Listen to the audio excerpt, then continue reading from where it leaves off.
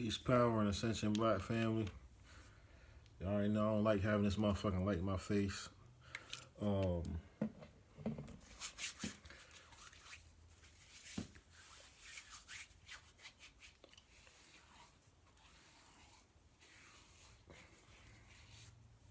know, Florida water jumping off.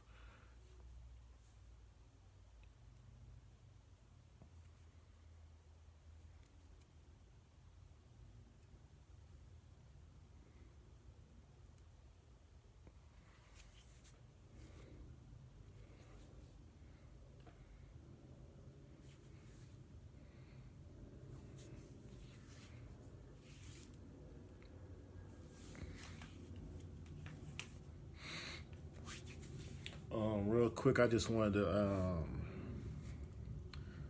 jump on here and do this part 2 to what I was talking about earlier, because I feel like it was some stuff that I still need to touch on. Let's see if I can change this light up. I don't like this bright shit. But I feel like it was still some stuff that I needed to touch on, and some stuff I needed to get into from another perspective, as far as, I mean, like, this video is going to be a little short, so I just wanted to talk about, like, what, how to look at what people classify as mental health disorders. Because in the first part, I pretty much help you get a concept. I pretty much explain, like, why mental health is the way it is, why it looks the way it is, how it's presented to us, and the mindset of mental health disorders and shit like that. So let me see, how you do this shit? All right, do you want to tag? Why would I want to tag somebody in this video? Choose how to go live. All right, I ain't gonna fuck with it. All right, yeah. So pretty much what I wanted to go into now is, like, actually looking at specific what's considered mental health disorders that's considered to be common among our people, among conscious people especially, and what's being prepared for confronting people that consider themselves to be spiritual or conscious or having a soul, and it actually gives justification for the necessity of unity. Because a lot of stuff that we talk about and we explain, and what people say is their reality and what they're going to accept and the way that they want to live, and things of that nature, it's really, if you standing by yourself with this shit and you saying certain things, and I know because I've been one of them niggas that got handled like this.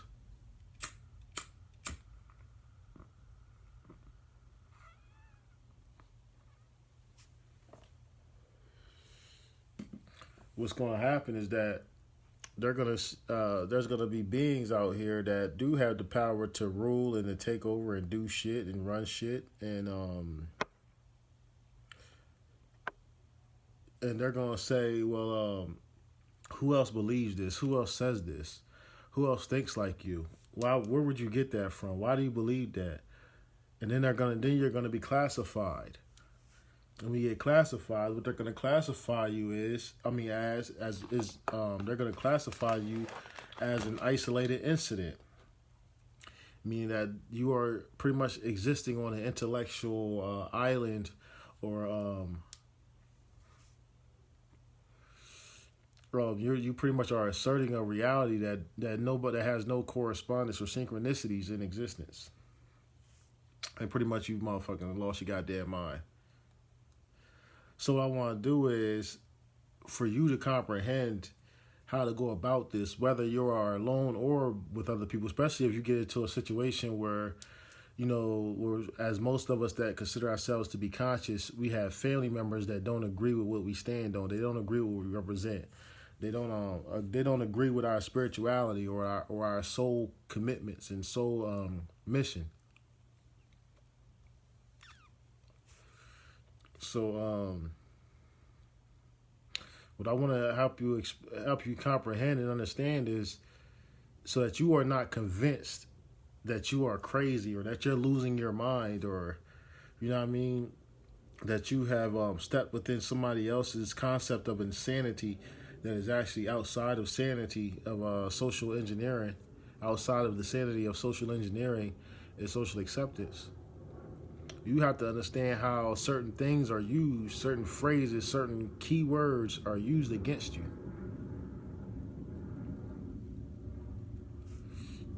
So that you can be always representing yourself and be confident in yourself and be fearless that you are of sound mind and not necessarily saying that you are reasonable. You are reasonable. We are always reasonable. I don't care what we're saying. It doesn't make sense to us. It is a reason. We have a reason for saying what we say and doing what we do. So we are always reasonable beings. You can always say that you're a reasonable being because you understand you got to play with these words because people love these titles and words and shit.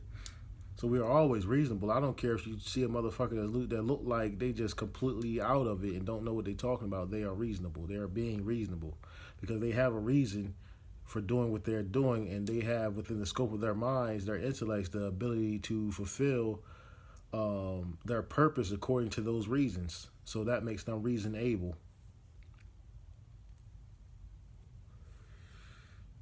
So some of the key things that I want to really get into is especially with mental, what they call what will be classified, because a lot of you don't know that your spirituality and your beliefs and how you see the world and how you perceive reality and existence and all this kind of shit, and how to move, how to advance yourself and your soul and get alignment and know yourself. The process that you will be going through will be considered and can be considered and classified legally as a mental illness. That you will be classified as having a mental illness. The more that you begin to know yourself and exert your freedom and your sovereignty and your I am and fulfill the totality of yourself and be fearless with the fulfillment of your purpose and achieving or reaching what you feel to be your destiny, you will be seen as having a mental illness. So what I wanted to really display to y'all and explain to y'all, I wrote a couple of the main things that will be used against you in the court of law, allegedly law, in the court of legalese. So for one thing, I want to explain to y'all that what they classify as mental illness is thoughts, moods, and behaviors that are in disorder, a disorder of thoughts, moods, and behaviors. That's what mental illness is classified as. And they use what's called the DSM. The DSM is called the Diagnostic and Statistical Manual of Mental Health, of Mental Disorders. That's the national, was considered the national manual, the determination, the standard that they utilize for mental illness. And just 1 second. 1 second. All right, I'm back. Got an important text message. And I do not know how to do that shit. But well, internationally, what they consider to be using is the International Classification of Diseases. That's the same thing, but on what they use internationally. Now, that being said, the main illnesses that are utilized, that will be utilized against you with your spiritual attainments and all of your ancestral activations and your elevation and finding your I am and fulfilling the totality of yourself and on the journey and quest to know thyself, you will be classified as having schizophrenia,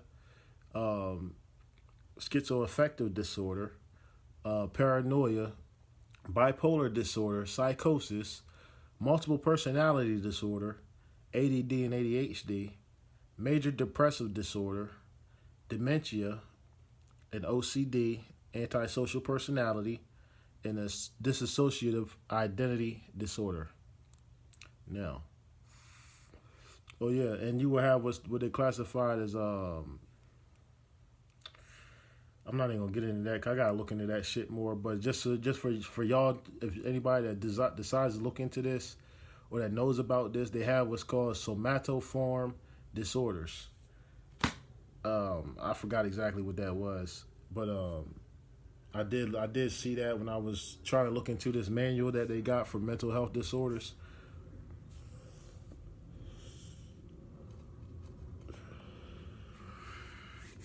So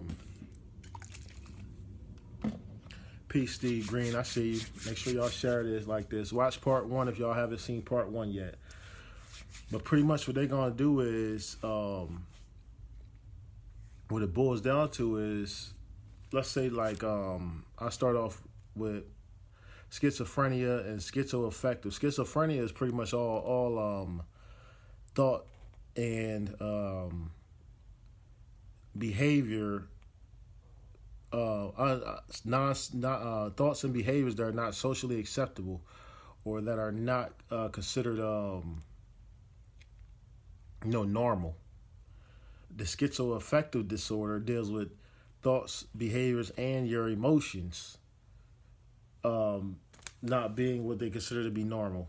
And what they're saying is that pretty much what it's going to classify, especially if we go into a state of martial law, you will be considered as having being too wild, too out of disorder, having a disorder or imbalance, meaning you are out of order. You are not functioning as a biochemical synchronicity with the standards of approval for how you should think, and how you should behave, and how you should feel.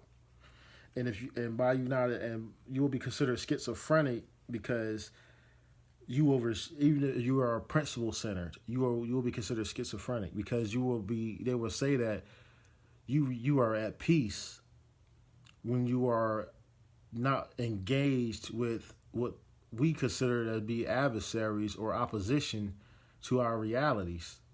And if you don't, but when you are confronted with those things that you are not synchronized with, or you do not feel a reciprocal energy with, or you do not feel a likeness with, and you respond to it based on principles, based on, I deal with every situation, how situations come to me, based on the principles and the morals and the codes of the honors and ethics and the warrior mentality, and protecting my I am and preserving my free will and things of that nature.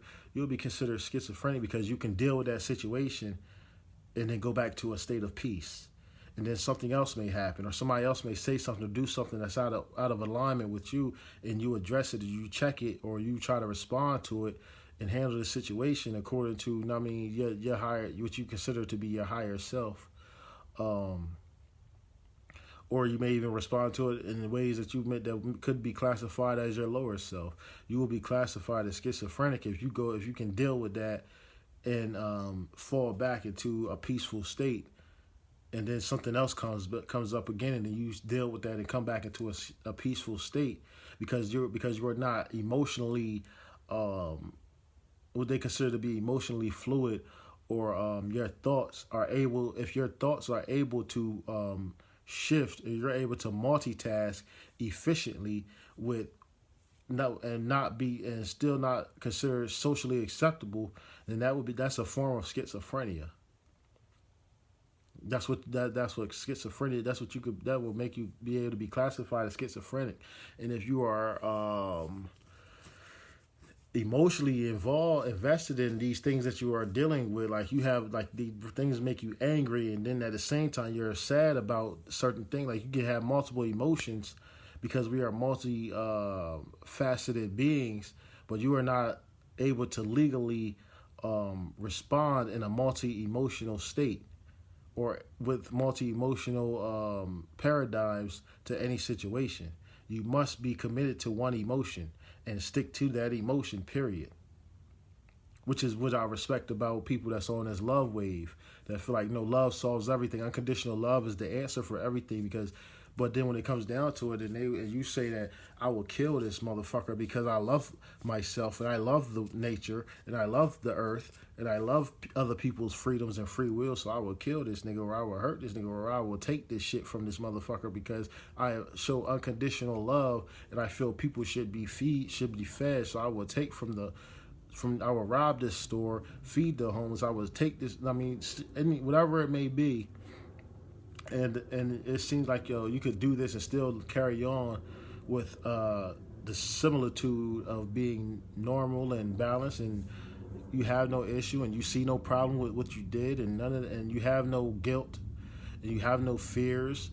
That would be considered schizophrenia or a schizoaffective disorder. And paranoia, of course, that's going to go for anybody that feels like there's government conspiracies, anybody that feels there are corporate conspiracies, anybody that feels that there are religious conspiracies, anyone that feels that there are financial conspiracies, and then on top of that, you also feel like all of these things are synchronized with each other and these conspiracies are intertwined. You will be classified as paranoid. But the conditions that, well, let me finish explaining some things first. Bipolar disorder. Bipolar means as in two, polar meaning polarities, meaning you have a disorder in your two polarities, in your dualistic polarities, in your dualities. The dualities of yourself, the poles of yourself, the extreme characters or personalities or moods or thoughts that you possess, what you consider to be higher self and lower self. And this is why I tell people, this is one of the reasons why I tell people, don't look at yourself as having a higher self or a lower self. Look at yourself as the one self. The one, that way you cannot, and you have to admit this, you have to project this, you have to assert this, because you cannot have a bipolar disorder if you do not believe you have bipolars. If you do not believe in, you do not see yourself as a bipolar being. I am not a bipolar being. I have the one self. I do not have a bipolar self. I will not have a self. My one self does not have two poles. I do not have a higher self and a lower self. I have the one self. That is both animal. That is all animal. That is brain. That is mind. That is spirit. That is soul. This is all the one. This is all of my one self. These are all dynamics of my one self. These are all facets of this one crystal. That is I am. So they will be cut. So being, asserting your spirituality and asserting your sovereignty, asserting your freedom, trying to protect your free will, and your what you would consider to be your humanity, and standing on your spiritual convictions, or what you may classify as your religious convictions, or your soulism, you will be considered to have a bipolar disorder. But the real bipolar disorder is not with you. The bipolar disorder is your conceptualization of world and earth. Those are the two poles that you will be considered to have a disorder of. You have things out of order. You are not putting the world before the earth. You are not putting legalism above your God. So you will be classified as having bipolar disorder, because your two poles are not in order according to social acceptance, according to the standards of the DSM or the ICD, or what is it? Yeah, ICD, which is the International Classification of Diseases, or the Diagnostic and Statistical Manual of Mental Disorders. Psychosis. Psychosis is pretty much just saying, when they say that you are psychotic, or you have psychological disorder or psychosis, they're saying that pretty much you are out of touch with reality. And I explained in my last video, and really reality, the concept of reality itself is perceptual based. Reality itself is perceptual. It is opinionated. What is real is based on somebody's opinion, and people have gotten together and said that we agree that these things are real. So, and because we are in a position of power, or we control the institutions of power that qualify and validate power, we will determine what is considered real and what is not considered real. and you attaining your spirituality, and you are seeking to attain spiritual freedoms and sovereignty of your soul and the protection of your free will, is considered a psychosis. Because who wouldn't want to be amalgamated into everybody else, and who wouldn't want to be social and submit to legalese like everybody else is? And why would a sheep not? Why would a person not want to be among the sheep when everybody else are sheep? Why wouldn't you want to be a sheep if everybody else is a sheep and has a shepherd? Why wouldn't you? If we gave everybody this free will, if we allowed everybody to explore their free will and experience their free will, to their spiritual freedoms, to free their spirituality, their ancestral paradigms, and to assert their sovereign soulism, there will be chaos. Even though you can prove that no man makes your soul. No man can manufacture soul. Man can create spirits, but spirits are also perceptual and subjected to the power of those that charge and create those spirits. But we cannot say that. In legalese, each legal ruling, each legal statute is a statute. It's a creation. It's a mold. It's a graven image. Engraven in the energetic field of society, the energetic paradigm of socialism, and integrated into the paradigm of economics and corporatism and capitalism and war and politics and all of that shit. But you would be considered psychotic. You are out of touch with reality. This is why this thing is going on right now with Julian Assange and the WikiLeaks whole shit, with them trying to lock him up because someone hacked it, because he got Edward Snowden to hack the government's computers and shit like that, and bring him the information which he reported to us about what's really going on, shit that actually happens and has been happening that we didn't know about. And so because we will see these things and perceive these things and understand these things as the way the world is really moving, and shit and what's really happening and what's really taking place, and the things that are really being done by people that we really know exist, then we will begin to act in a state of reality. This is reality. But the real that they want you to know, they don't want you to know real as in REAL. They want you to know reality as in REEL. That is the real. You must abide. You must see the real. You must know the real, not know reality. The real is the image, the telling you of a vision, the giving you a perception, the committing you to a paradigm and giving you a script to read and watch and see. Because if you knew what was taking place and what was really happening and how people really was living and how power really works in the world, then you would not be so subservient, and you would not accept your lot in life and your station in life. So you must know the real REEL instead of the real REAL. But you are considered psychotic if you are out of touch with reality. That means right now, anybody that has been living a life completely legal. Anybody that has been accepting social standards and social engineering and accepting of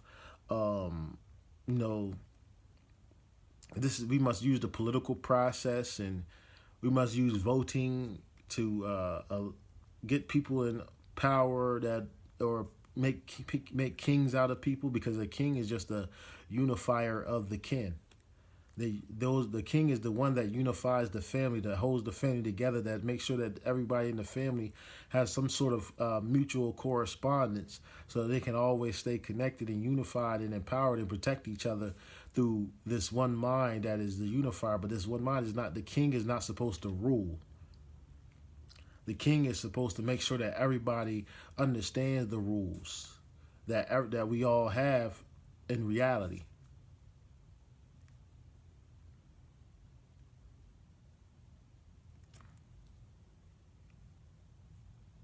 So then they'll say we got multiple personality disorder. What is multiple personality disorder? Everybody that's out here right now saying that we are dealing with ancestral magic. We are activating our ancestors and our genetic transmissions, and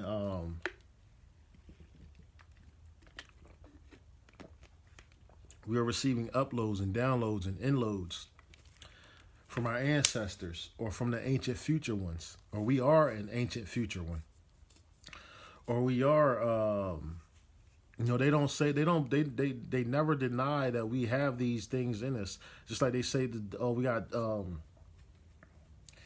240,000 inactive DNA genetic material, whatever the fuck they say. Part of self.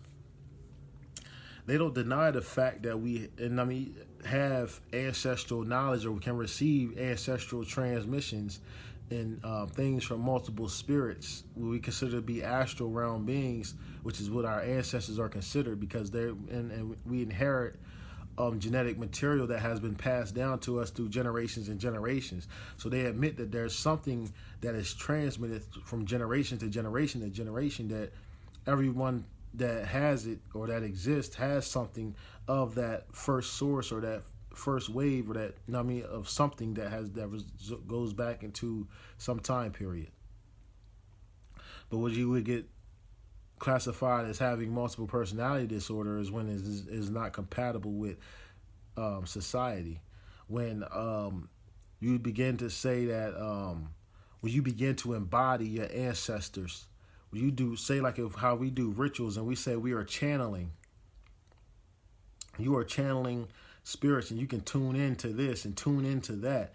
The fact that you even use these types of words and languages to explain it, and the words that we have to explain what is happening with us when we do these things and channel, you may be a certain kind of way when you're doing, then all of a sudden you step into a ritual, or you step into a trance or something like that, or something happens, and you immediately switch into an energy configuration where you deal with this, and the way that you deal with this is now you seem to be more fearless than you normally are. You seem to be more assertive than you normally are. You seem to be more maybe more aggressive than you normally are, and you cannot be reasoned with. You are principle driven, and things of this nature, and you have. And people that are being classified as having multiple personality disorders, you can actually be channeling different beings within your lineage, within your blood circle, within your ancestry.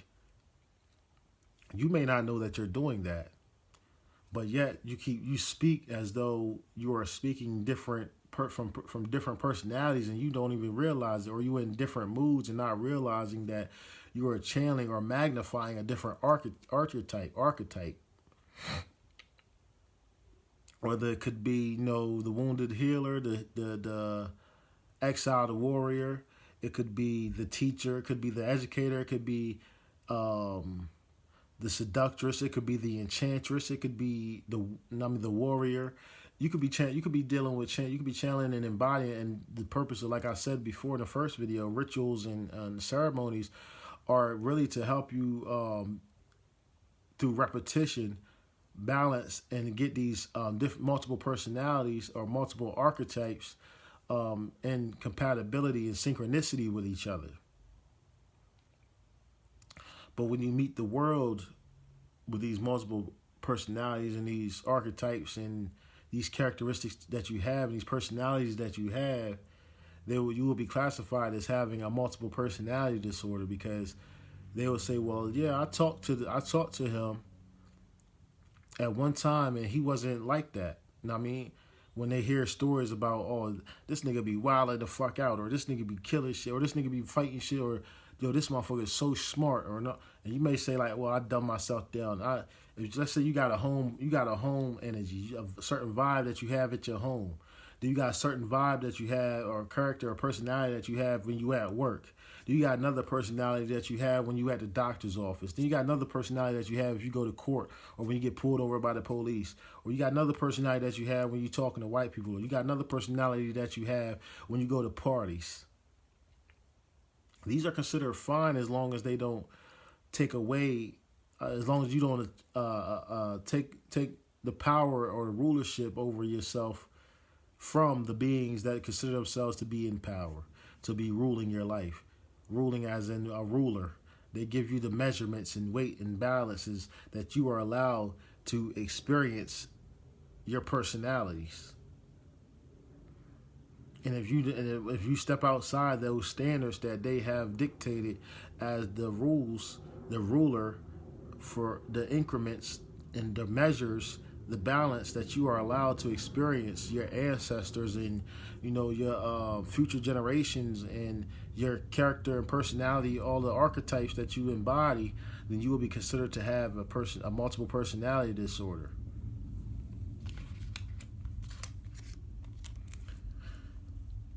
Then you got ADD and ADHD, which y'all already know that deals with ADD and ADHD deals with, you got so much energy coming from these multiple personalities that you don't even but you don't really know how to integrate them into a fluid personality, into oneness, pretty much. You believe in the concept of duality, you have a multiple personality disorder. You also have bipolar disorder. But if you believe in the state of oneness, that I am all of my ancestors and all of my future generations, be they good or bad, I embody all of their energies, and I have the ability to rule these, being all of I am. I give myself the weight, balances, and measures, and increments, and rules, and maybe to delegate my own energies and affairs. Then you would be considered to have ADD and ADHD, saying that you have so much energy coming from all of these archetypes that now we must give you some type of ADD or ADHD medication to shut down some of these archetypes that you have, because you have so much energy from these archetypes that you can't focus on the will of one archetype. You cannot focus on moving fluidly among society with so many active ancestors within your I am. You know what I mean? You have too much genetic resonance from too many activations and things of that nature, so you're not able to handle and contain that. So what happens when they come around, they'll say, well, you don't know how to speak correctly, you don't say everything, you don't never finish a thought, or you don't stick to one thought, because you have multiple archetypes that are all just as powerful as each other, or close to being as powerful as each other, and they are all trying to resonate at the same time. So that is up to you. It is your duty as the dominant being within your living vessel, within your crystal that is I am. It is your purpose, your will, that must contain these things and restrain what needs to be restrained and exert what needs to be exerted with due diligence. Because if you don't, then you'll be classified as having ADD or ADHD. Then they got major depressive disorder, what we call, spiritualists call, the dark night of the soul, which is where pretty much like you become anxious, while at the same time feeling miserable. You may go through feelings of hopelessness. You may go through depression, or what they call antisocial behavior, or you'll go through this phase where, and a lot of people have their level ups while they're depressed. They are depressed. Most of us have, where we begin to really truly know ourselves and feel ourselves and experience our true, the way we really think and the way we really feel about a lot of stuff. it was usually we went through a state of depression, a major and they classified it as major depressive disorder. Matter of fact, this is how I was explaining all of these mental illnesses that they have that they have are based on archetypes. So every spiritual entity, every constellation, every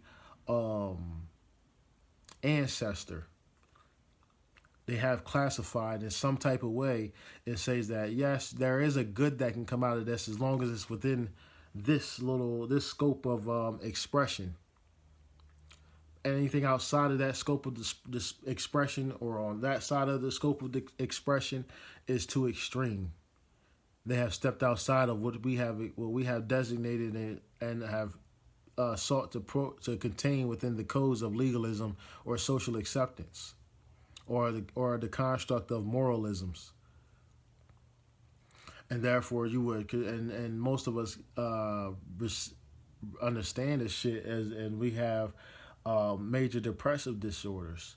We get depressed and shit like that. And this is actually depression is a form of meditation. I repeat, depression. What has been classified as depression is a meditative state. But the reason why it has such a negative effect on it, what we feel is a negative effect on us, is really a positive effect, because it is positing an energy inside of us that we have to deconstruct and decode. And because we have not been able to properly decode that energy that has been given to us, that perception that has been unlocked inside of us, that paradigm shift, because we have not properly decoded that, it puts us into a state of depression. And a state of depression is a state of subconscious isolation. And that subconscious isolation is the same thing that took place when the messengers go to the mountains or go to the caves and all that kind of stuff to get in touch with God and shit like that. They're usually going through some type of emotional / mental paradigm shift, where their behaviors that start to activate, which would also be considered part of the mental illness or mental disorder, is where you start to behave in a way that they consider to be antisocial behavior, where you back away from society. And that's a form of backing. You're stepping away and isolating yourself from receiving things, because you are in your mind and in your soul and in yourself, dealing with your spirits and your mind and your brain and your own beast that is you, and your place, your purpose, who you are and what you want and what is your destiny and stuff like that. These are the things that cross your mind when you are in a state of depression. But in major depression, what they would classify as major depression disorder is something that spiritual people will really go through, that we have classified as the dark night of the soul, or some bias has classified as the dark night of the soul. So that's how I speak it to you, because that's something that you can actually go and research. Dementia deals with the forgetting of things and stuff like that. And that's actually something that I talked about, which is pretty much anything. As long as you can remember, they don't care about, it's not considered a disease or anything or mental illness if you forget who you are by nature. If you forget your place in the ecosystem, if you forget the process of existence in this dimension, how you got here, what took place on an energetic level or on an etheric level, they don't that you are still considered socially viable or engineered or socially acceptable or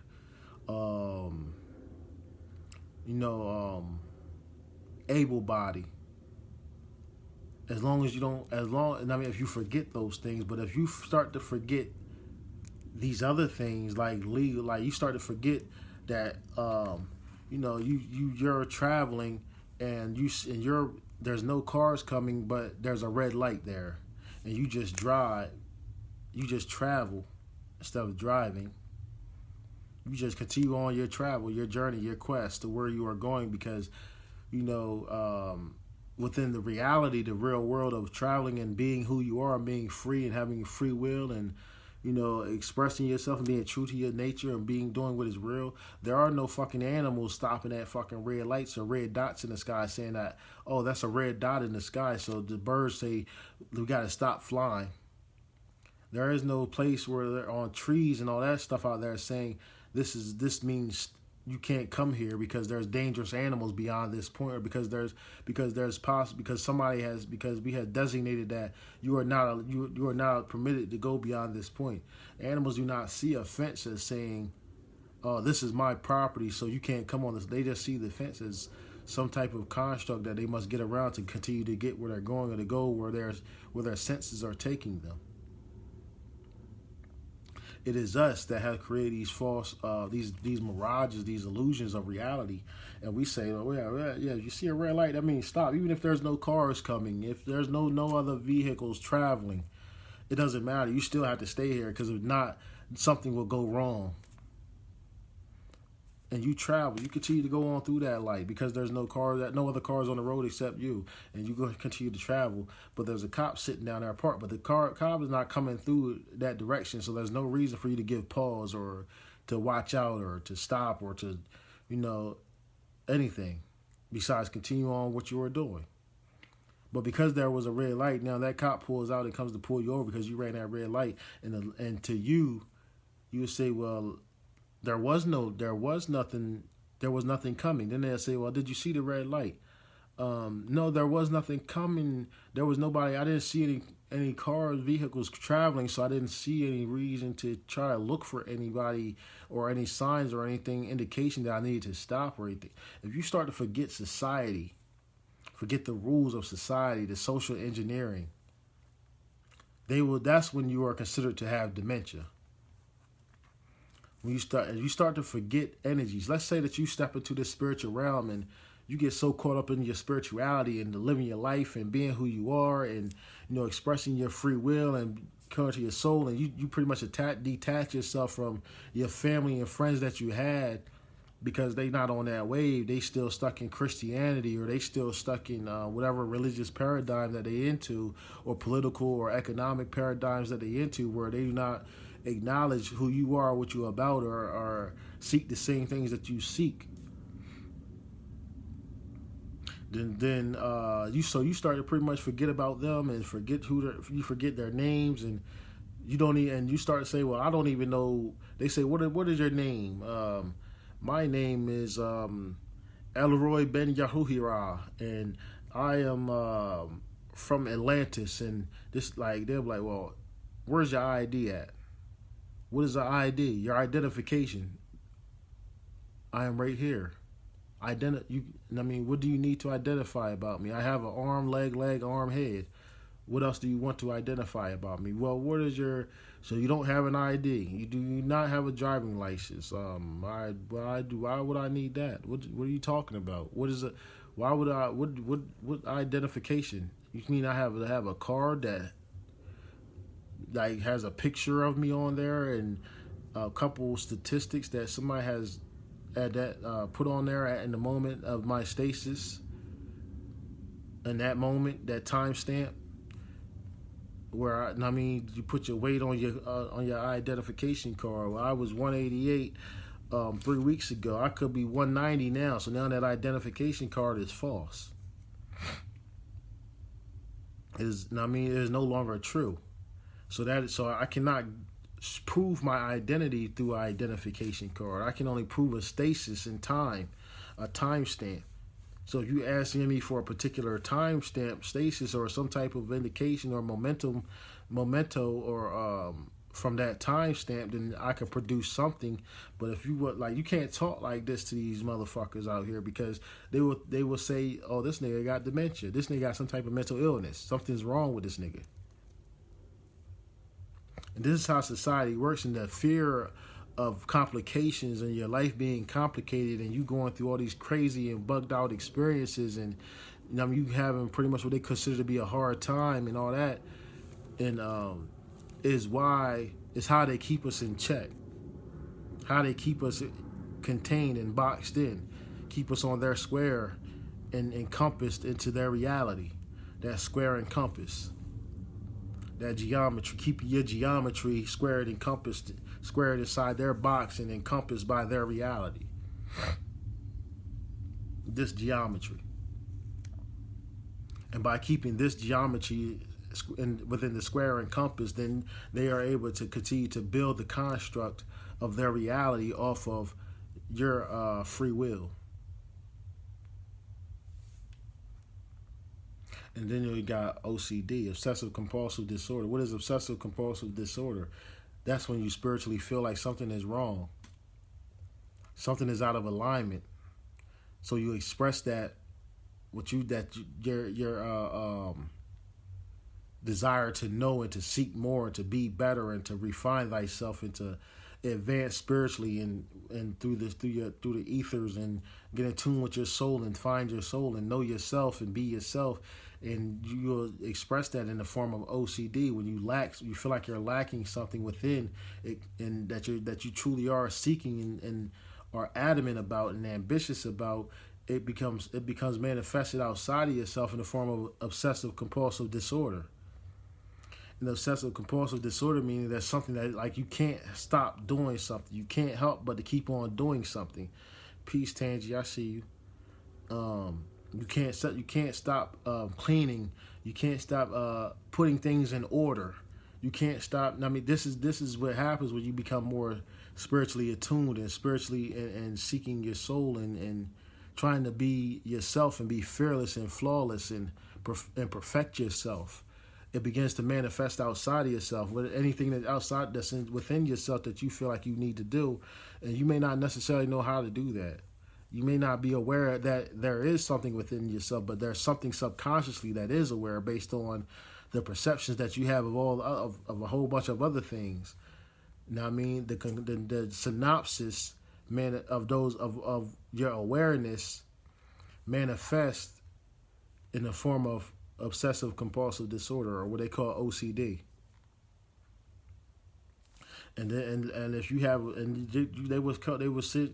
I mean, if you have a desire to be organized, to be orderly, or to be clean, or to continue self-perfection, or you need to only commit things to, you need to commit certain things to memory, or I mean, you have a pattern of doing this.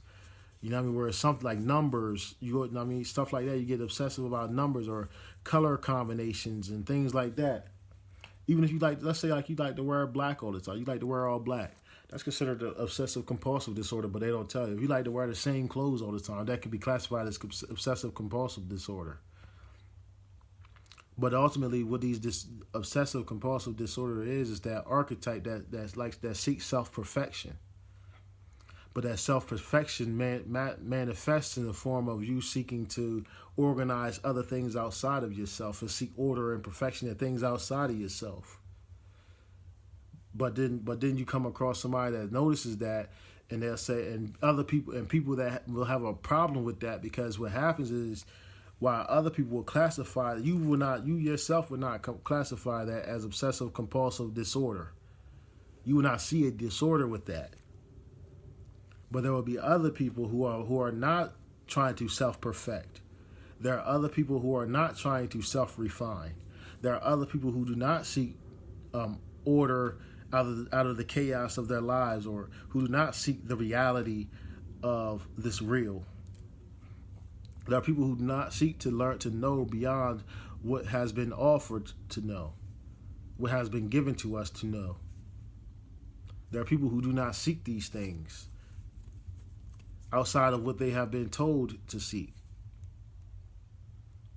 So what you doing by you seeking beyond the script, beyond outside of the box, out beyond the square and the compass, then you are considered to be obsessing over something. You are considered to be acting out of compulsively. And they will say that this is some kind of disorder that you have. But truly anybody, if you go to school for something, you seeking that degree for mastery, like this is what you always wanted. You would say that people would say like, yo, I always wanted to be a doctor. I always wanted to be an athlete. I always wanted to do this, and I finally did it. That's a fucking OCD. That's obsessive compulsive disorder, but they would not be classified as that because that is something that's considered socially acceptable. It's within the scope of the square that we have been boxed into and encompassing the reality that encompasses us, that has been projected for us to embrace and indulge in via legalese, corporatism, and stuff like that. But if you seek higher spiritual attainments and to know thyself and to activate the truth of I am and to assert your sovereign soul and your free will and all that, they would say, and the methodology that you must go about to do it was finding yourself and knowing yourself and being yourself. At some point in that journey, they would say you have an obsessive compulsive disorder. And then when you begin to display it in the form of decorating your house or whatever, or rituals, or whatever you do with a pattern or with a habit, anything can be classified as having an OCD. Anything that you have a habit or pattern of doing. So then you got the one that I like is the antisocial personality. Because this is what every nigga in jail, anybody that ever been locked up, I was in a juvenile facility too. When I was in a juvenile facility, they told us that anything you did that got you here is considered antisocial behavior. And not knowing, just so y'all are aware that the concept of mental health disorders and mental health illnesses was created by a group of psychiatrists along with United States Army veterans.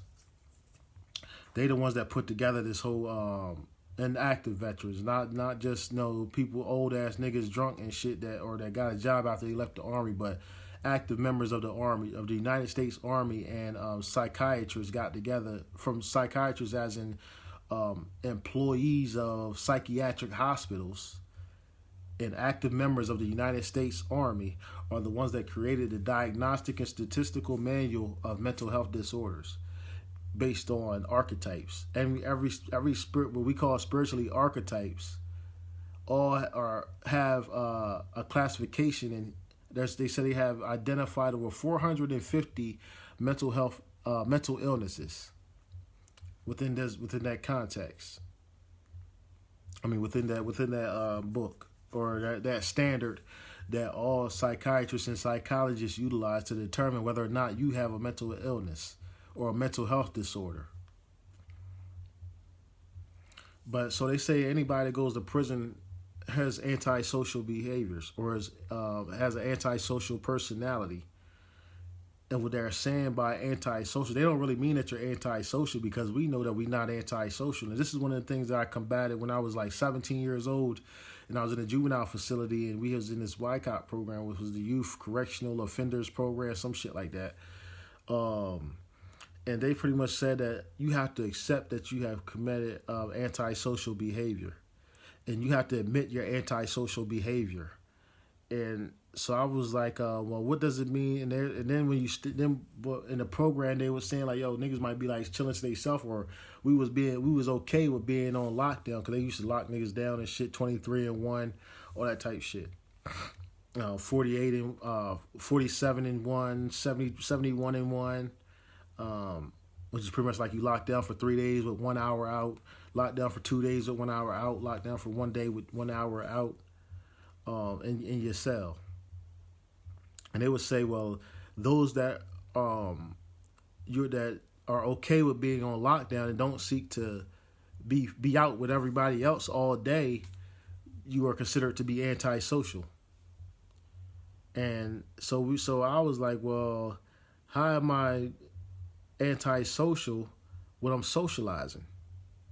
You know what I mean? I fuck with my niggas. My niggas fuck with me. We eat together. We cook together. We play chess together. We play checkers. We play cards together. How am I antisocial when I socialize? I socialize with the niggas I fuck with, and they was pretty much like, because you only socialize with beings that are like you. They didn't say beings, but pretty much this is what they were saying. You only socialize with people that agree with you or that are like you, that are subjected to the same conditions that you are, and carry and respond to stimuli, and their thoughts, moods, and behaviors the same way that you do. You don't socialize with people that are unalike. You don't socialize with people that have a different experiential reality than you. So because you don't socialize with with beings that are unlike you, the beings that you socialize with that are like you are not considered other people. It's not like you're associated with other people. You are still socializing with only yourself. And they classify that as antisocial behavior. Every nigga that's out there in the hood is considered antisocial. Everybody that lives in the hood, that don't leave the hood and don't have friends outside of the hood, and no matter where you are, even if you in the Beverly Hills, if you don't have friends outside of the people that are like you and rich, and socialize with people that are in other paradigms or have other experiential realities in life other than what you're used to and what you grew up in, or what is normal to you, that may not agree with you and stuff, you're considered to be antisocial. So when you do something that's considered against the law or breaking legalese as a poor man or as a poor woman, you're considered to be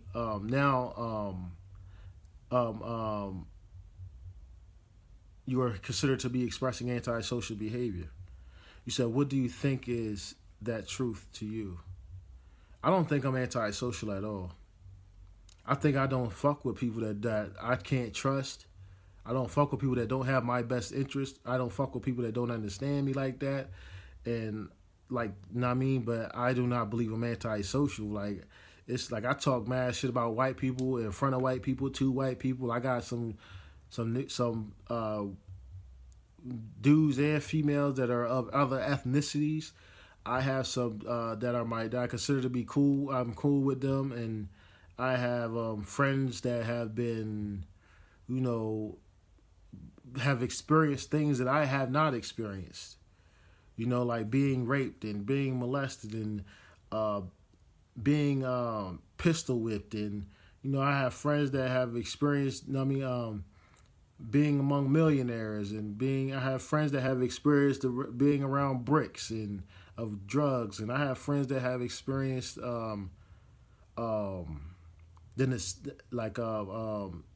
being forced into the sex slave trade. I have friends that have been in biker gangs. I have friends that all types of I know people that have been in gangs themselves, and I've never been in a gang. I never joined a gang. I tried to start a few myself, but I've never been in one. So I don't feel like myself as antisocial. But there are beings, and I was classified as antisocial. And the energy that they put on me was when I was 7. This is when I was 17. They said that I was a passive aggressive. They said I was passive aggressive, utilized passive aggressive aggression, and had a problem with male authority, masculine authority. Which I do. I do got a fucking problem with masculine authority, because niggas ain't right. Men ain't been ruling right, and I've realized that at a very early age. So at 17, I got diagnostics from some type of psychologist that was talking to juveniles and shit like that, and that's how they classified me. But antisocial behavior is anything that goes against the social acceptance and social norms.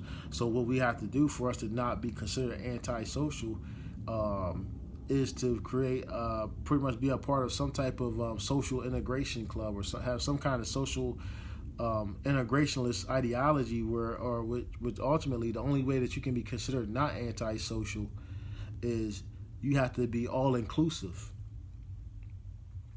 You know what I mean? The minute that you say that you are discriminating against any other being for any type of thing, you're considered to be antisocial. Because you're not willing to accept and embrace that which is unlike thyself, or that which is even if you say, well, this person lies a lot, this person doesn't this person is fucking evil, this person never keeps their word, this person never, you still, according to medical diagnostics and stuff, you still should be friendly with that person, and you still should be respectful of that person. And if you're not, you're considered discriminating and having antisocial behaviors. And anything that you do that is revolutionary is then classified because they have different degrees of all of these illnesses. So anything that's considered a revolutionary act that you would consider to be a revolutionary act would also be considered antisocial, because you're not acting within the paradigm of social acceptance. You're not acting within the square and the compass that has been given to you. So because we choose to be around a certain energy or frequency, that makes us antisocial. Yes, if that frequency is synchronistic with who you are or the kind of person that you are considered to be antisocial. The only way that you can be considered, and the reason why I'm saying all of this is because that if you are considered to have any, these are all things that they can classify people like us as having a mental illness. So at any given time, everybody in the society, everybody in anywhere at any time is considered to have a mental illness. It's just about if they're willing to say that you have it and want to get rid of you or institutionalize you for social engineering at any given time. Or they could just say, well, everybody is fucked up. We can't lock everybody up. So in order to get people back, part of self, in order to get people back into a more agreeable state of cohesiveness, we must do chemtrails and put out these electromagnetic frequencies into the atmosphere and put things in the land, air, water, and space so that everybody can be conducive and receptive to this social programming and engineering and be more compatible with each other by being all alike. And so, and ultimately, in the occult side of things, they believe that we must all integrate sexually and create one hybrid species out of all of us, so that no one can identify with anything that can be said that can say that I am this and y'all are that.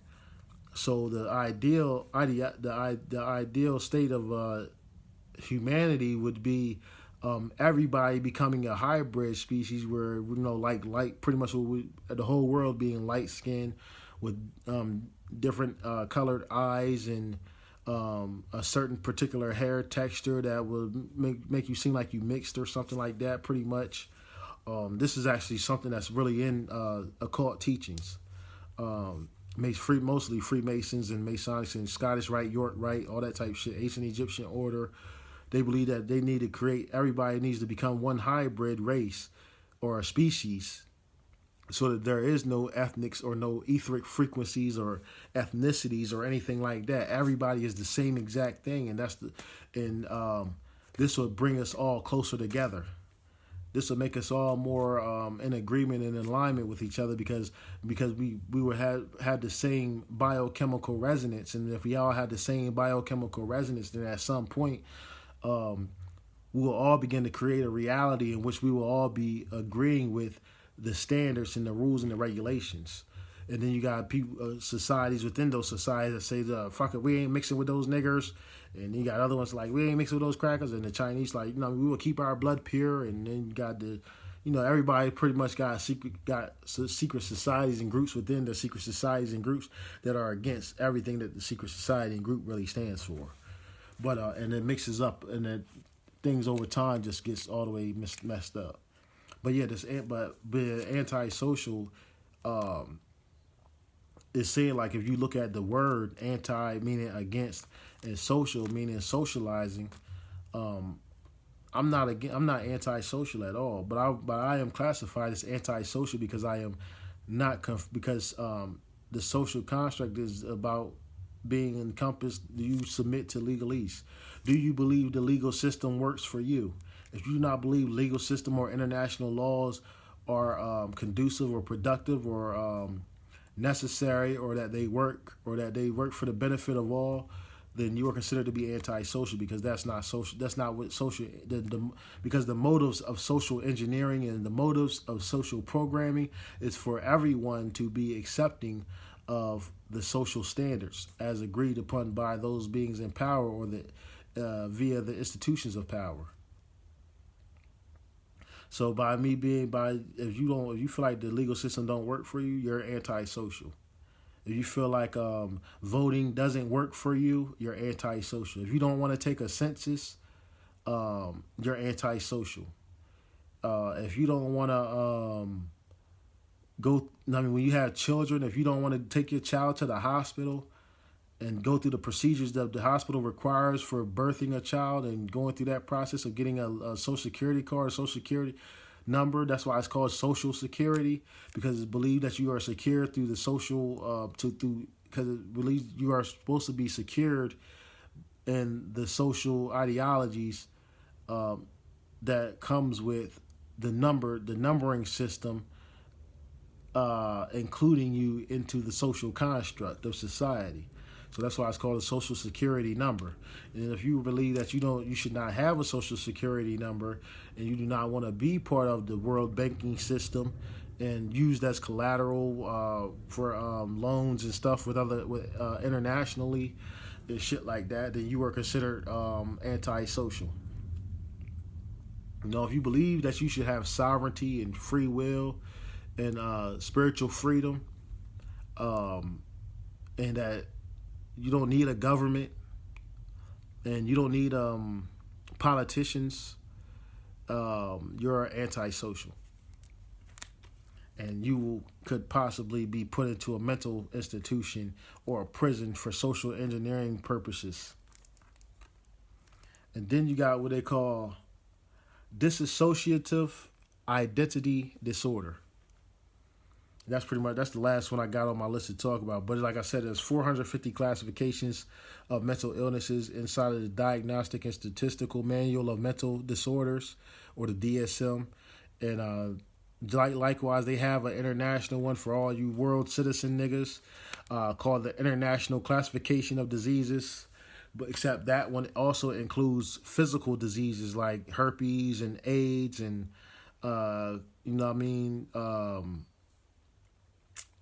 typhus, all that type of shit.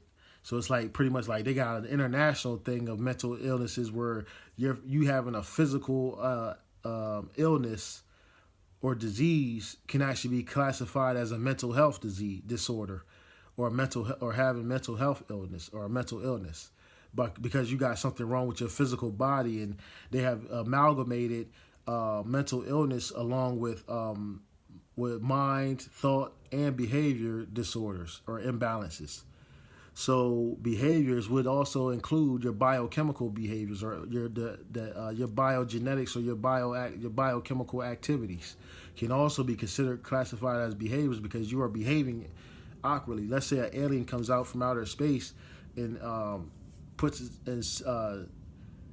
finds a way to synthesize itself with us physically, but they can't tell that we still look like this, but we have some type of alien inside of us, and the alien is taking over our biochemistry, and they have no idea what we will evolve into.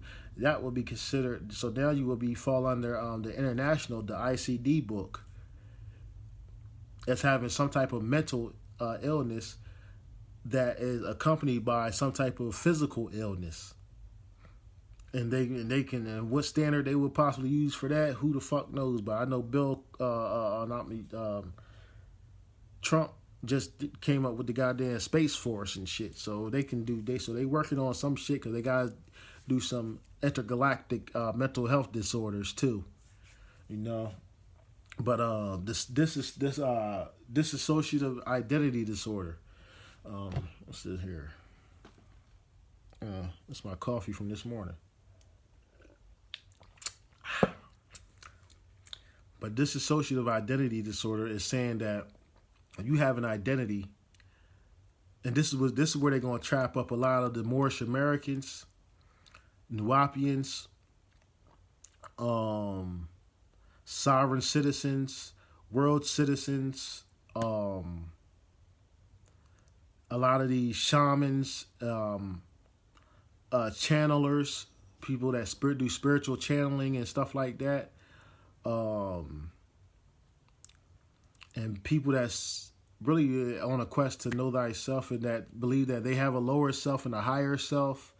This is where that disassociative identity disorder is going to come in, because they're going to say, well, you are Myron Elroy Johnson, born in Seaford, Delaware, Nanticoke Memorial Hospital on November 4th, 1985 at night.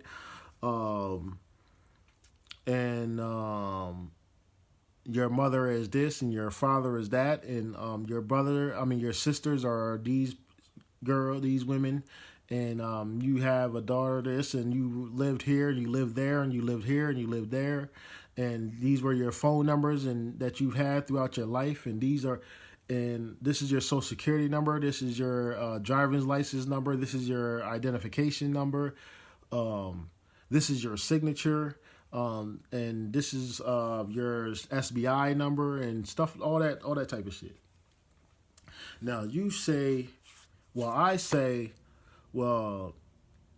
yesterday I had an epiphany yesterday. And during that epiphany, I realized that I'm no longer that energy that you are calling me now. I am no longer Myron Elroy Johnson. I am Elroy I am Elroy the all sovereign Elroy Ben Yahuwah, and from Atlantis. And I have always existed, and I will forever exist. I am timeless. I have no day of conception or a day of death. I will continue to exist forever in the ethers and travel the dimensions and all this. And so then they was like, well, it says right here on your ID that you're Myron Elroy Johnson, born 1985, November 4th. Is this correct? Is this you on this card or not? No, that is a two-dimensional square and compass. There's a two-dimensional square that it has words written on it by the compass of the hands. And somebody wrote that, and writing is a ritual that seeks to encapsulate me in stasis, and I am no longer that energy that was the one that signed and achieved and acquired those documents and those things at the time that they were acquired, and that is no longer me. That at one time I was that being, but I have shed myself of that personality, of that energy configuration, that sequence, that light code.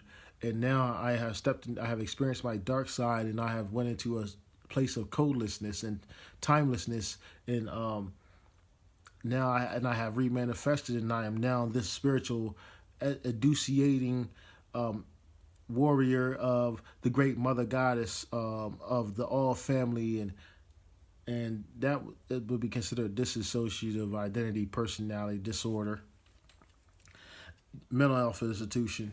Take his ass. So what that says, and this is something that a lot of people don't realize, but most cultures, ancient cultures around the world, you never received a last name. You received a name at your birth. You received a family name, or a name that your mother and father wanted to call you while you were a child, a childhood name. Pretty much like you received a baby name, a childhood name, and then you received another name once you stepped into your once you hit puberty.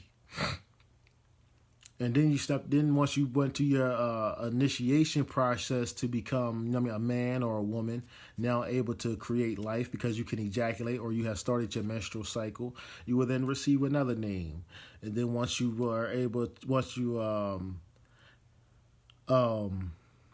begin to have children or unify with someone in the concept of marriage and whatever their culture had conceptualized as far as unifying the two souls, unification of the two souls, then you would receive another name, which would be considered like a marriage name. And you would have, as you begin to go through different levels of life, then once you became an elder, you will receive another name.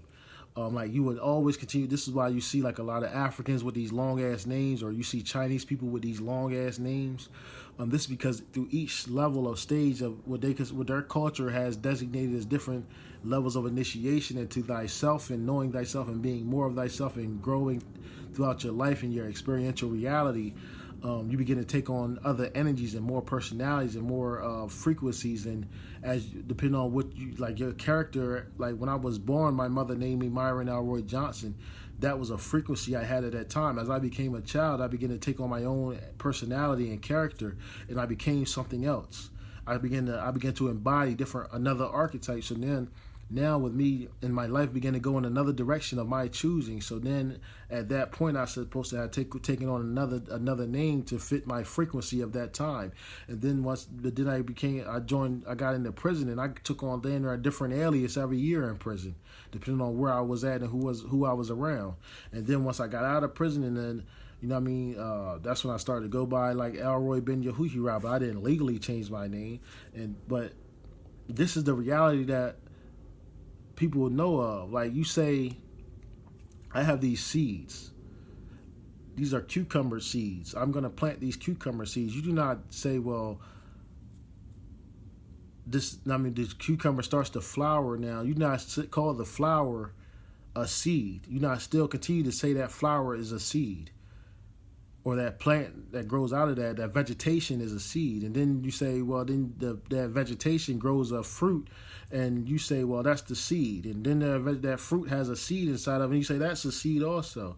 No, we say that's a seed that has, and that seed has roots, and that seed has a flower, a stem, leaves, vegetation, and then that vegetation has fruit, and that fruit has a seed and has a stem and has, you go through different, there's different titles and attributes to what is growing.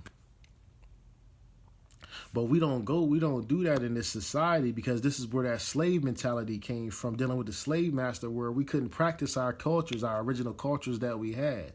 So the way that they have gotten us to contain ourselves is first say we have last names. What is the last name? That's the last motherfucking name you gonna ever have.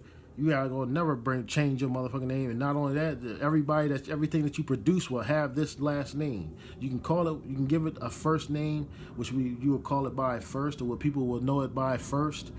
You can have a middle name, which those that understand this, the being, or what you call a second name, middle name, second name,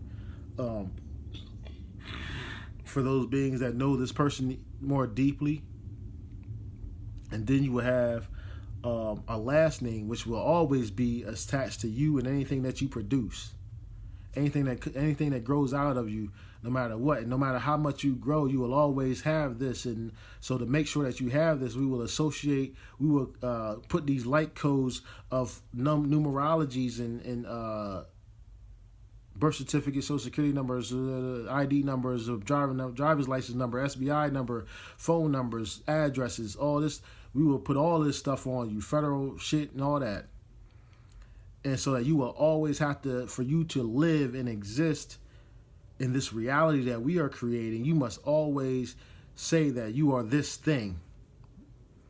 And this thing is something that we can put into a file and have everything on. Oh, you went to the doctor said you had this, you still have that, unless that doctor says you don't have it. Or unless another doctor that is just as accredited as that doctor says that you don't have it. This is how they get you trapped in stasis. How you are stagnated. Why certain genetic material is slower activating, because you are still psychologically, mentally trapped in stasis. You have not liberated. You have not experienced a liberation of your spirituality. You have not experienced a liberation of your mind, a liberation of your soul. You have not experienced freedom or sovereignty or free will. We have only been experiencing the privileges of our captors. We have only been experiencing the presence of their holy days. We have been trapped on the Gregorian calendar, 12 zodiac karmic cycle. And we perpetuate this in our microcosm of our people activities, in our macrocosm of our familial activities. And this all results in, and if you decide at any time to say, well, now I have my spiritual family and my soul family, this is who I am, and they say, well, what is that? Like, what is your name, and what is my name? I do not have a name anymore. You know what I mean? I do not have a name anymore. I have a station in life. I have a purpose. I have a destiny. I know who I am. I am that I am that I am. I am that which is becoming what I am. But what I am cannot be contained or explained by your language or your words, or, you know what I mean, the scope of your reality. Your square and your compass cannot contain my G. What is your G? My geometrical realities, my geometrical symmetry, my God nature, my vertical and horizontal dimensionalism, and the depths of my darkness, and the brightness of my illuminations, and the perception of my I am, and my synchronicities in correspondence with the nature that I am, and all of its reflections, and all, like, there's no word that I could possibly use to explain that, or no what you call a name that could possibly codify or conceptualize my reality. But they still want your name, because that is the codes that you are trapped in. They still want to know what your birthday is, what your social security number is, and make sure you remember this shit and don't forget it. And because you will always be that. And then they try to utilize your family as the chains and your friends as the chains that trap you and keep you in bondage, because they will say, well, or do you deny your mother and thy father? This is why even in the Bible, Jesus denied his mother and his father. Because the Bible is an algorithm, the story of what to look for when you see the revolutionary. How would they think? How would they talk? How real would they be about certain shit? How much of the real world were they exposed? How much of reality will be exposed? Where I have familiar spirits, I'm more familiar with my Facebook family than I am with my blood family. So because I associate myself more as my Facebook personality than I do with my blood personality, my familiar personality that everyone calls me by. Because they only know that I'm trapped in stasis. Let's start to assert. I mean, if we start a community where we start to assert ourselves, and they say, "Well, I'm looking for this guy that goes, Myron Elroy Johnson, a.k.a. Elroy All," and he's like, "Elroy All." There's nobody here that goes by Elroy All. Why is that? Because I have been initiated into another level of I am. I have experienced another process of self-realization. So now I could be Ka Sare Elroy or you know what I mean, Elroy Jahuti or something like that. Like I continue to take on archetypes that I activate depending on what I am going through. If I have a child, I now am a father, so now I take on another attribute. When I was able to begin to ejaculate, I am able to produce children. I take on another attribute because now my hormones have made me another character and personality type that is different than the fragile and docile and weak, no bass in my voice nature, the child version of me. So now I still have the in my roots, I am still, these are the beings that I have, these other attributes still serve me, and they are the foundation of my I am. But now that I am able to ejaculate, and my hormones are more active, and now I begin to embody different archetypes than I did before. So now I am moving different, I live different, I act different, I do different things, and I contribute to society in a different way, and I understand who I am and what I want and what my purpose is and what my destiny is a little differently now. So now I choose to be called boss nigga. You know what I mean? Some shit, you can, anything, whatever it may be. They don't allow you that freedom to be who you feel you truly are, who you know yourself to be. And then you say, well, I am a father now. So now that I am a father, I completely see things differently now. I understand life differently now. I'm not that hoe ass nigga no more. Now I respect and love women. Now I'll call myself Elroy Amora, or whatever, Jehuti, whatever. And they don't allow you that freedom to be yourself as you begin to know yourself. And if you do begin to explore your experiential reality and synchronize your actuality with your experiential reality, then you will be considered to have dissociative identity disorder. Where they'll say you are disassociating yourself with your true identity, because your true identity is this nigga that we got on file. You are not the nigga that you feel that you are. You are not the nigga that you feel you have become. You are not the nigga that knows what you know now. You are still this nigga that we have on paper. And as far as on paper, this dude is just works here, lives here, has this card, has this social security number, has been arrested for this. So this is this person's character. He is this person with this arrest record. He is this person with this job. Gets these and that's all it is. I cannot represent to the social construct or society that my spiritual family is my true family. My soul family is my true family. My familiar spirits are who I know to be my social circle and my familial ties, and this is who I build with and bond with. And we continue to evolve. And as we continue to evolve, yes, we do have stations in life, but my station in life is not Johnson. That's not what my station in life is. Because like Sumerian culture, they would, like, when you see like Tammuz and Ergal and all that type of shit, those were not names. They didn't have names. What you see when you study about the Anunnaki and the Pleiadians and all these other beings, these extraterrestrial beings or super terrestrial beings or aliens or whatever, you never have once gotten a name of any of them. You never received a name. Nothing that you saw was ever a name. They never gave any of these people that say that this person is this a name. They gave you their station and what they consider to be their position. Like they would say, I am the president of the United States. Like when Moses said he asked God, who will I tell the people sent me? He said, I am that I am.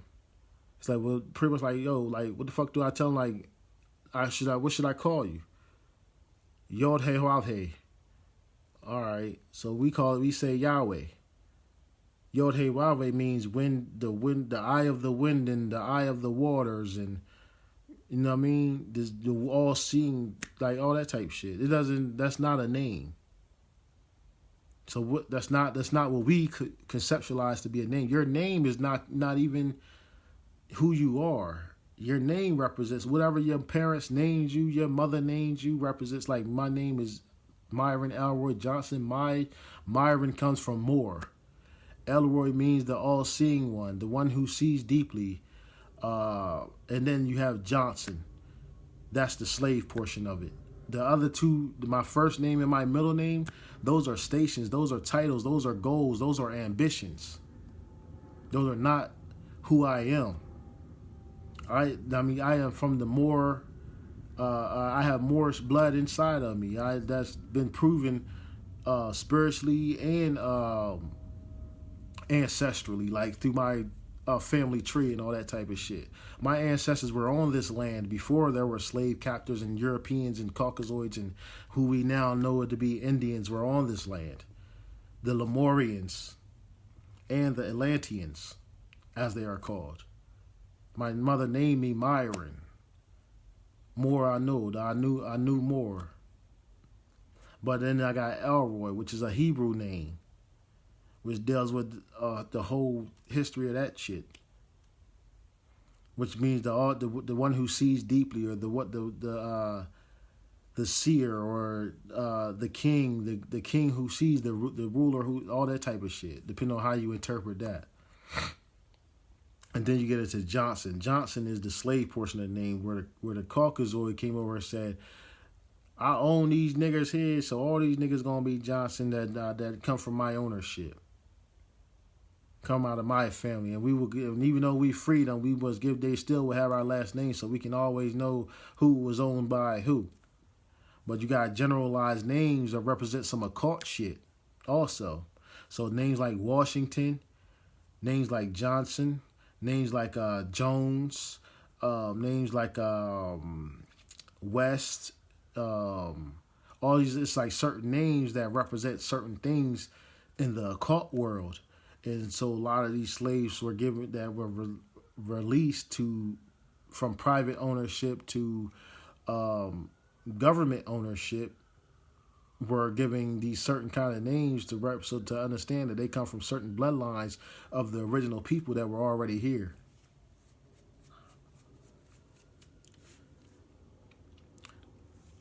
So this is pretty much that's pretty much, let me see what else. Anything else I want to talk about?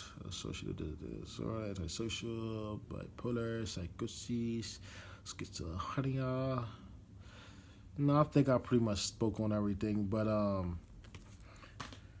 yeah, that's pretty much what I wanted to add on to part 1. So if you didn't see part 1, please check that out. And I got other videos in the group. I know it's a nigga in the group that been flooding the group with shit. And I just got a text message. Oh yeah, so you know what I mean, people been trying to, I don't know what the fuck niggas been doing. But I've been staying out of this shit. But I got a part 1 to this. I do have other, like I always say, I got other videos in my other group, Black Heart. I don't really be in that group anymore, but every now and then I share it. I do got a YouTube channel. I put these same live stream videos on the YouTube channel. So if you happen to see a video that is skipping or something like that, most likely you can get it. Check it out on YouTube and get the version of it that doesn't skip, because my phone still records even when my signal is bad. So you know what I mean. That's one of the benefits of the iPhone and shit, but I don't like iPhone. But you know what I mean, like I said, if y'all got any subject y'all want me to talk about, I can pretty much talk about any subject that you can think of. So if it's something that you really want me to talk about, I'll talk about it. If you something that you want to discuss, I'll discuss it with you. If you feel like you'd rather get personal and be in the inbox with the shits, then I'm with the shits. You know what I mean, whatever it is, just you know what I mean, hit me up. Today is Sunday. You're probably not going to hear from me or get another live stream from me until next weekend, because the way that I work, I ride 10 miles to work, got to work for 8 hours, allegedly, as far as the clock shows. And then I got to ride 10 miles back home from work. So, know what I mean? I'll pretty much be burnt out, and I got to do other things, housely duties, manly duties, and shit that's expected of a nigga. So, you know what I mean? Just hit me up. But I'm always open to talk to anybody. You know what I mean? Inbox me. If I feel like I can trust you with my phone number and you're not going to be on some psychotic shit, I'll give you my phone number. So that's, you know, pretty much all I got to say. Keep your first eye open. We all about becoming self-sufficient, self-sustaining, most beautiful, and have free will, be fearless. Know yourself, trust yourself, be yourself. The only way to know thyself, the only way to know yourself is to be yourself. You cannot know a thing unless you be that thing. So don't say that you know something unless you have been that thing. Don't say you know about some type of personality or character archetype unless you have been that. And that's how I stop talking. That's how I don't keep myself from talking shit about a lot of people that I don't like. I'm like, well, I ain't never been that kind of person, so I'm not going to talk about it because I don't know that experience. I don't know what they went through. And don't let nobody tell you who you are. Don't allow anybody to define you. And if you say something, that's what it is. You know what I mean? Everything I ever said, I stood on it. I still stand on it. I represented it to the best of my ability. I do have flaws. But I'm not afraid of my dark side. That's the main thing that I gotta tell a lot of people. Don't be afraid of your dark side. And you will not ever be a true luminous being and shine bright unless you have accepted your dark side. Know your dark side, be your dark side. There is no higher self and lower self. You are not running from your lower self trying to become your higher self. That is the one self that you are. You just have to balance that shit, understand how to harmonize, synchronize, and utilize different archetypes and personalities that you have and characters you have, and make sure that you don't fall under the designs of those that want to put you in prison or a mental health facility or do some social engineering or psychological programming on you, and that includes legalisms. Use every system that you can to your benefit, but never allow yourself to be subjected. Never submit your free will to any of these systems. I don't care if it's spiritual, religious, psychological, emotional. Don't fall for the traps, and don't get yourself into contracts, emotional contracts, and sexual contracts. Always enter engagements, still being able to protect your sovereignty and your freedom and your free will, and while also allowing other people to be free and sovereign and have free will. And that's gonna fuck a lot of people's relationships up, but it will help you become free. Fly away. And that's what everything is that I'm about. Educiation. Educiation is about education is about bringing out of you what is already within you. I'm not trying to teach you shit. I'm not trying to train you. I'm trying to educate you. I'm just bringing out, stimulating, activating what is already within you to be what is already you. So because we are all becoming what we already are. So that's all I want to say. Keep your first eye open. Much love, much respect. Make sure y'all share this. And I will be coming back again with some more stuff whenever I choose to. Much love.